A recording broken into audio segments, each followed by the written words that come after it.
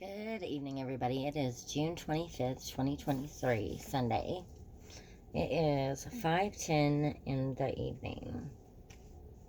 Okay, so this is part 25 of Persuasion, the introduction. Jane Austen, then, is both critical of the class system and wants to maintain it. That is, she wants to buttress it with better, more humanistic foundations. As in the novel Pamela by the 18th century author Samuel Richardson, a marriageable girl must not focus on trying to be a lady, but it is a truth universally acknowledged that there must be ladies. An Austen novel proposes a new system of signs opposed to the old conventions, reworking yet supporting fundamental social and religious categories.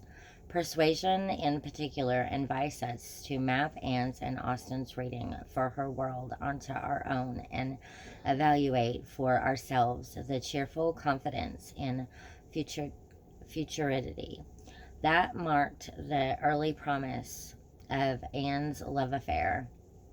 Speaking of the conventional social obstacles, the traditional privileges of class and gender that stood in the way of what she called the play of spirit in Jane Austen's life, Virginia Woolf remarked most insightfully about Austen.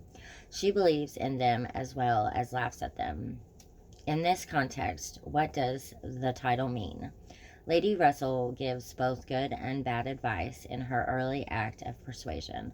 Good in that it is based on tenderness and authority, bad in that it is constrained by pride rather than true feeling. But this seems to beg the question.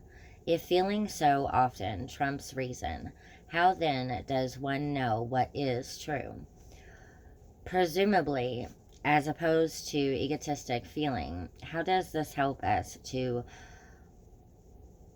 coinsulate the modernity with tradition, the authority of individual desire with an authority of systems to classify the classifiers?